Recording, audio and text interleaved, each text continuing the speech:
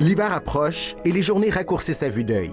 Mais un nouveau parcours nocturne illuminera les nuits de Laval avec Illumi, Féerie des Lumières par Cavalia. Je voulais des éléphants dans mon spectacle, je voulais des girafes dans mon événement, je voulais des flamants roses.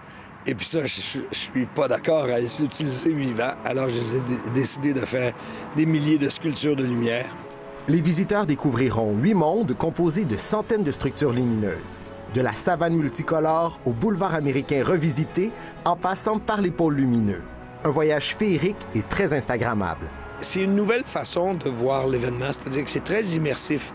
Les gens créent leur propre parcours, les gens se promènent à leur propre rythme. Le site d'Illumi est grand comme 30 arénas de hockey. Il a fallu pas moins de 2 mois à 200 employés pour connecter les 10 millions d'ampoules d'ailes. La technologie des ampoules d'ailes a été une véritable révolution dans le domaine. Le sapin a près de 200 pieds de haut et vous avez 24 000 boules. Chaque boule va chercher une couleur différente, indépendante.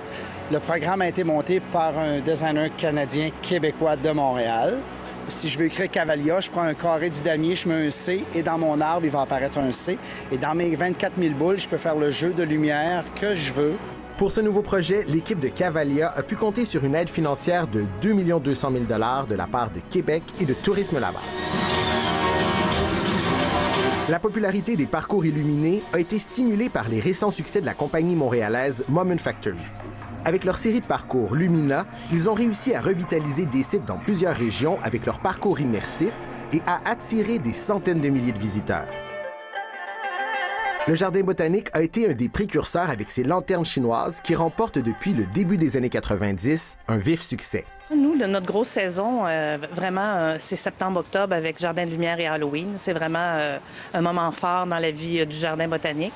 Il y a quelques années, on a décidé qu'on ne laissait plus l'entrée libre parce qu'il y avait trop de monde. Ça nuisait à l'expérience de visite. Maintenant, oui, effectivement, on vend des billets. Ça arrive très souvent qu'on est complet, en tout cas pour les plages de début de soirée. On est très satisfait de l'achalandage.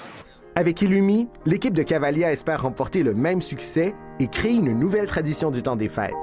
Ici Nabi Alexandre Chartier, Radio-Canada, Laval.